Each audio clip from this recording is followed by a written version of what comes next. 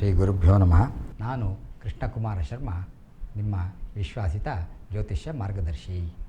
ಈ ದಿನದ ವಿಚಾರ ಏನು ಅಂದರೆ, ಮನೆ ಕಟ್ಟೋದಕ್ಕೆ ಶಂಕುಸ್ಥಾಪನೆ ಮುಹೂರ್ತ ಎಷ್ಟು ಮುಖ್ಯ.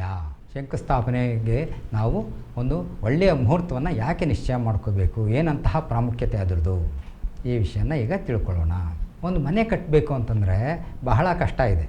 ಅದಕ್ಕೆ ಬಹಳಷ್ಟು ಶ್ರಮ, ಸಮಯ, ಹಣ ಎಲ್ಲ ಬೇಕಾಗುತ್ತೆ. ಹಾಗಾಗಿ ನಾವು ಒಂದು ಒಳ್ಳೆಯ ಮುಹೂರ್ತವನ್ನು ನಿಶ್ಚಯ ಮಾಡಿಕೊಂಡು ನಾವು ಮನೆ ಕಟ್ಟೋಕ್ಕೆ ಶಂಕುಸ್ಥಾಪನೆಯನ್ನು ಮಾಡಬೇಕಾಗುತ್ತೆ. ಈಗ ಮನೆ ಕಟ್ಟೋಕ್ಕೆ ಏನೇನು ಬೇಕಾಗುತ್ತೆ ಅಂತ ನೋಡೋದಾದರೆ, ಮೊದಲನೇದಾಗಿ ಹಣ ಬೇಕು, ಎರಡನೇದಾಗಿ ಸ್ಥಳ ಇರಬೇಕು, ನಿವೇಶನ ಇರಬೇಕಲ್ವ ಮನೆ ಕಟ್ಟೋಕ್ಕೆ, ಮೂರನೇದಾಗಿ ಸಂಪರ್ಕ ಇರಬೇಕು, ಯಾರನ್ನು ವಿಚಾರಿಸಿ ಕೆಲಸ ಮಾಡಿಸ್ಬೇಕು, ಯಾರಿಗೆ ಕೆಲಸ ಕೊಡಬೇಕು, ಯಾರಿಗೆ ಎಂಥ ಕೆಲಸ ಕೊಡಬೇಕು ಎಲ್ಲ ಪ್ಲ್ಯಾನ್ ಮಾಡಿಸ್ಬೇಕು, ಎಲ್ಲಿಂದ ಮೆಟೀರಿಯಲ್ ತೊಗೊಂಡು ಬರಬೇಕು, ಅದರ ಕ್ವಾಲಿಟಿ ಹೇಗೆ, ಎಷ್ಟೋ ವಿಷಯಗಳಿರುತ್ತಲ್ವ.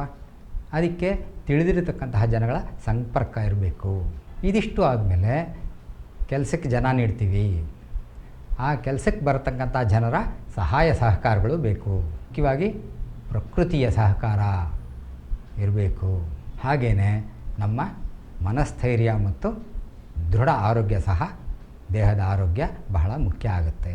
ಹಣಕ್ಕೆ ಗುರುಗ್ರಹರ ಕಾರಕ ಆಗ್ತಾರೆ, ಮನೆಗೆ ಶುಕ್ರಗ್ರಹರ ಕಾರಕರಾಗ್ತಾರೆ, ಜನಸಂಪರ್ಕಕ್ಕೆ ಬುಧಗ್ರಹರ ಕಾರಕರಾಗ್ತಾರೆ, ದೇಹ ಆರೋಗ್ಯಕ್ಕೆ ಕುಜಗ್ರಹರ ಕಾರಕರಾಗ್ತಾರೆ, ಮನೋಸ್ಥೈರ್ಯಕ್ಕೆ ಚಂದ್ರಗ್ರಹರ ಕಾರಕರಾಗ್ತಾರೆ, ಪರಿಸರ ಹಾಗೂ ಕೆಲಸ ಮಾಡೋರ ವಿಷಯವಾಗಿ ಶನಿಗ್ರಹರನ್ನು ನಾವು ನೋಡಬೇಕಾಗತ್ತೆ, ಧೈರ್ಯಕ್ಕೆ ರಾಹುಗ್ರಹರು ಹಾಗೂ ಮುಕ್ತಾಯಕ್ಕೆ ಕೇತುಗ್ರಹರು ಸಹ ಮುಖ್ಯವಾಗ್ತಾರೆ.